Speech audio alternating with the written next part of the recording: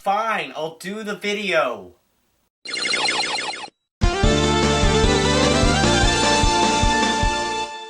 Hey guys, what's up? It's Jimmy, and today we're taking a look at a trio of Sonic games that nobody ever talks about.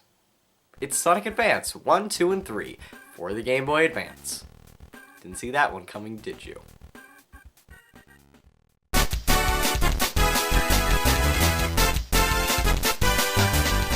The Sonic the Hedgehog series. What a bumpy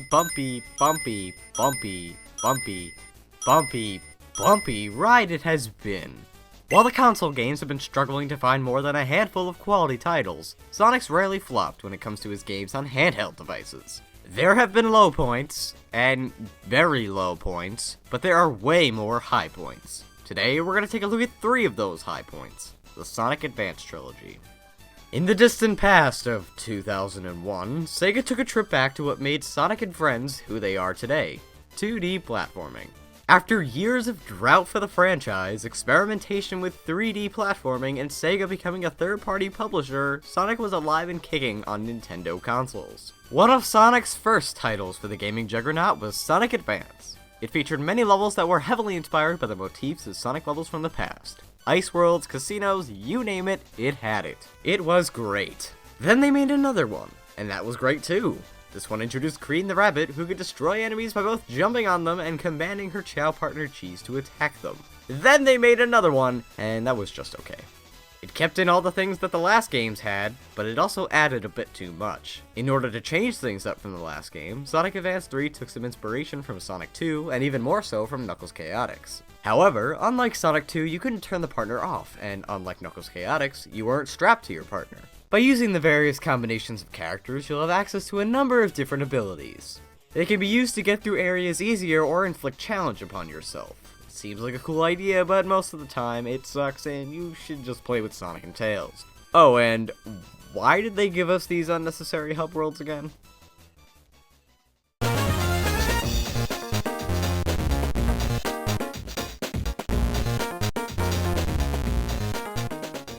Now, the word trilogy, when used in a gaming context, might make most people think that the games have an overarching plot of some sort. Well, they don't, and honestly, that's totally okay with me. In the first game, Eggman does what he always does. He steals the animals and Sonic's gotta save him. In the second game, Eggman does the exact same thing and Sonic's gotta stop him again. And in the third game, Eggman splits the planet apart and Sonic's gotta stop him again. It's almost like they're paying homage to the classic era of games with how it strays away from Sonic fighting a giant monster made of water and other things of that nature. It's simple and it works, and I really like it. When it comes to speed, Sonic games have almost always given you a great sense of the word. It's an important part of the franchise and needs to be taken into consideration when levels are being designed. The Advanced Trilogy keeps this trend going by giving us several high-quality levels that'll make you feel an insane rush of joy every time you go through a loop. The levels are built around building momentum and using it to your advantage. Loop-de-loops, grind rails, and ramps are all over, but there are also basic platforming puzzles strewn about the levels to change up the pace. Unfortunately, lots of the levels have an issue that the entire Sonic franchise has had in recent years: trial and error platforming sections over bottomless pits. It's really aggravating when these are the cause of death because they appear out of nowhere most of the time and pretty much punish you for going fast, which is what I thought Sonic was supposed to do. And let's not forget the occasional invincibility and speed shoes in a slow-moving, enemy-free platforming section. Think, guys. Think. Oh, and the special stages can go f*** themselves. Don't even bother with them. The environments you'll be exploring in these games are really quite varied. While of course some level motifs have been seen over and over, almost being done to death by the genre itself, they're still well polished and a pleasure to the eyes. A level like Music Plant is a great example of Sonic Team's creativity at work. Now, while the levels in the game look great and are fun to play through, most of them unfortunately don't seem to have that charm that the other games have had. With a level like Green Hill Zone or Speed Highway, I can almost always pick out exactly where in the level the player is just by a screenshot because the set pieces are quite varied. With these games though, things just seem to blend together, and while it doesn't take away from the quality, it loses a few points when it comes to that charm that I mentioned before. And while the backgrounds look nice as well, they're not exactly as detailed as I would like them to be. The game does earn back some of these lost charm points by having very well animated and expressive character sprites. They really seem to come alive on the screen and bring some extra personality along with them.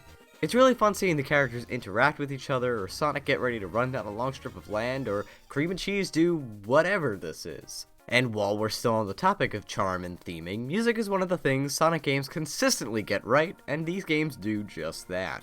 The GBA itself may have not had the most advanced audio capabilities, but that didn't stop the devs from creating some great tracks that bring the theming of each level full circle. The songs are fast-paced and exciting, and really capture the speed of Sonic perfectly, and I can't get them out of my head. If you're looking for a Sonic game to play, all three of these titles are great choices. Especially 2, that one's my favorite.